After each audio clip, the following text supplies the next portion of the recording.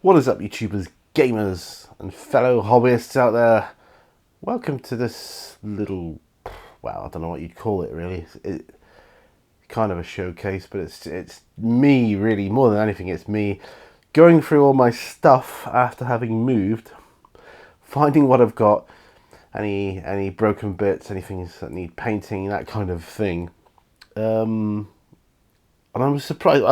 I was reading some White Dwarf in bed this morning, actually, as it happens, and I was reading some stuff about Necrons, and I thought, oh yeah, wouldn't mind delving into my Necrons again, getting that up and running. If I paint the other half of the Imperium, is it Imperium? No, Indomitus. Sorry, Indomitus box set, which is these grey unpainted miniatures. Funny. I should have a massive Necron army. But I was surprised when I got them out, and I thought, well, there's not that many there, really. And judging by the fact that the painted ones was all I can seem to find in the painted ones at the moment, unless they're hiding somewhere in like a box of wool or something strange like that. That was all I had to recreate the mini wargaming Fate of Fayoum, that very first narrative battle report campaign they did.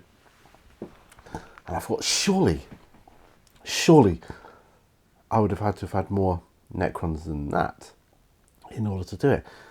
I think, all the vehicles and that kind of thing. I got the Monolith, which was like the same one that was used by Steve back then, way back when. I've got the Ghost Ark, and I've got everything out, the spiders and everything. I remember those.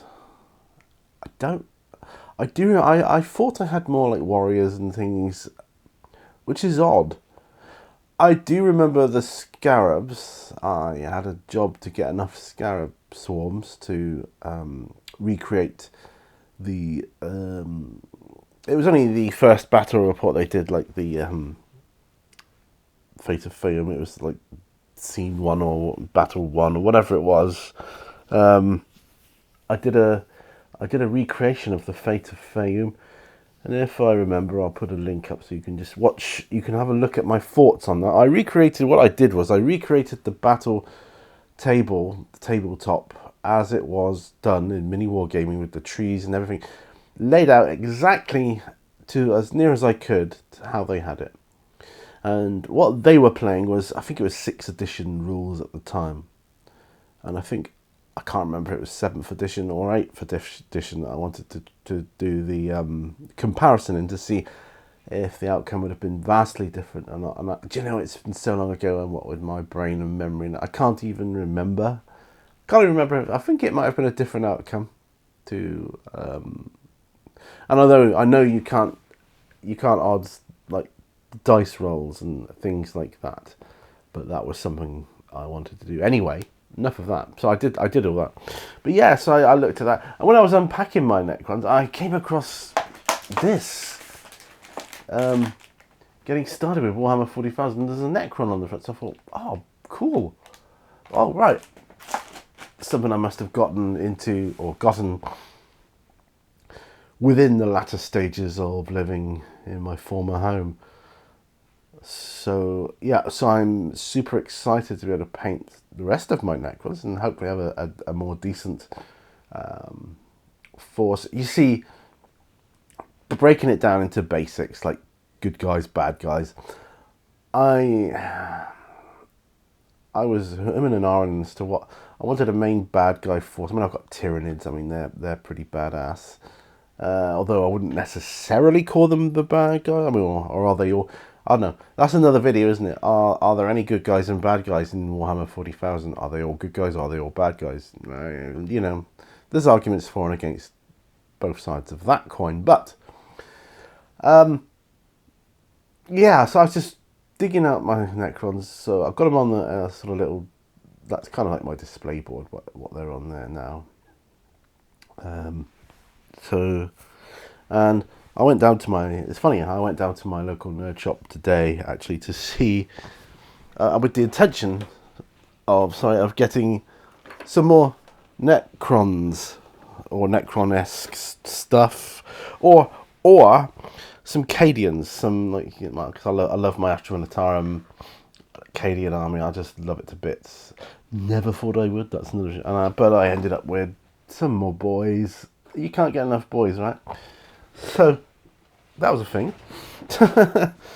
So yeah, the lady even laughed in the shop. Oh, boys! I was like, yeah, can't get enough boys. I actually came in for something else, but you know, I didn't see any Necrons there. They had like plenty of Cadian stuff, which I could have gone for, Space Marine stuff. But they had the Orc stuff there as well. I had some Orc stuff, but they didn't see any Necrons. They had some Tau, which I could have gone for. But I just fancy building and painting some Warhammer. I know I could have picked something off of my shelf to make more room, but you know what I'm like. And as I say, you can't have enough boys. And I don't know. I saw a video recently of Mini War Gamer J. Well, obviously it's one of his older videos because he hasn't put any content out for some time now. I wish he would. But he was painting orcs, boys, and I thought, oh yeah, I like the look of that. I might get into that again. Orcs. Funnily enough, I think I was playing against orcs on the last game of Warhammer I played, and that was in Plymouth, using my Blood Angels, which I have quite a few. The thing is, I don't have any of the newer Space Marines for my Blood Angels, like the Primaris. I just don't have any of that, so yeah, it didn't end well, but it was fun. It was fun, let's just say that. But yes, so the Necrons, getting back to that, the monolith that you see at the back, that needs a bit of TLC, but that's fine. That's only been primed. I never bothered painting it. And the reason for that was, I knew at the time, that was a long time ago I did that I wasn't going to be good enough with the airbrush to get the glowing effect on all the lines. So now I feel I've improved. I feel I can now put a base coat over that. And, you know, Bob's your uncle. I might even change it up a bit. I only painted that black because I think that was the colour of it in the Fate of Fayoum. I'm sure it was. That was the colour scheme I went for. Because that was the colour scheme of Steve's Necron army at the time. Which is quite good. I quite like it, actually. The green shows up nicely against the black. I mean, I could go something more metallic-y. I don't know. We'll see. Time will tell. I can't find the base of my monolith, but you don't really need that, do you? Just move it around as is. It's obviously, you can see it's one of the older monoliths. And a lot of my Necrons, particularly my warriors, and so on, are on these smaller bases. But yeah, I'm happy with that as a force. I could probably set up some decent little skirmishes on my tabletop here. I mean, I could set up the 6x4 tabletop. I don't really think I've got enough to do that yet. I think I can have more interesting skirmishes, and that's not just me wimping out of moving all the stuff around. I genuinely think I could make more interesting skirmishes, and that leads me on nicely to Kill Team and Necromunda, which I think I might enter those realms more. Now I have my studio's probably about the same size, I'd say. Footprint wise, although it doesn't look it, I think it's slightly larger because it's wider. Although, yeah, I have a smaller gaming area, I think. Well, not really. If I play my cards right and I set my tabletops up correctly, because I got rid of my original tabletop, which was made of the same stuff here, and I painted it the same colours as this. That was done at the same time. My display board there that you can see was actually an offcut of my 4x6 tabletop, the first one I ever did. I had to get rid of that because it was just too cumbersome to take. I was really trying to stretch for any sort of space I could gain anywhere. So that's why that happened. But yeah, so I'm hopefully going to be painting Necrons in the near future. I just want to paint some Warhammer, basically.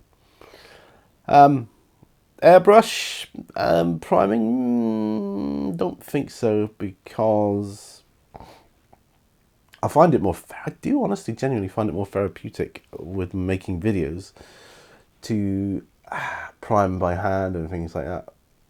But if I was to be entering a tournament or like a game and I needed some stuff done quick, then airbrush is the way. And of course I'll be using an airbrush to try and emulate those glowing effects on the monolith maybe. But looking at it now, and I'm looking at it without my glasses, I admit, but because it's kind of not very consistent, it does kind of look, to me anyway, and in my mind, like the monolith is just powering up or trying to power up. It's not fully there yet. Yeah, because it's been like, you know, billions of years, hasn't it? It's all been asleep, so it's just coming online now, or at least that's my narrative, my games here. I think they will provide some interesting opposition for my inverted commas good guys army. You know, like I say, good guys, bad guys, it's a bit of a grey line there, isn't it? But yeah, but there'll certainly be a force to be reckoned with. Let's put it that. But then I could pit them against my Tyranids as well, because I mean Tyranids are just awesome. I do think though with Tyranids you need a bigger board. You need at least a 6x4 for that, so I'd have to set up the 6x4 area for that, I think, because it's all very well having like a horde army on the tabletop, but if you had, like, say, Tyranids and Orcs had 2 horde armies, I think, but even with Necrons, a lot of bodies, I think you'd need at least a 6x4, but you possibly could come up with some interesting skirmishes, I think, and I will try and find some ingenious ways I can do that. That's going to be fun as well. Anyway, guys, thanks for watching this little update of my Necrons. Necron update, yeah. And I'll see you in future videos. Thanks ever so much for watching. Remember, all brushes lead to war. And bye for now, folks. Bye-bye.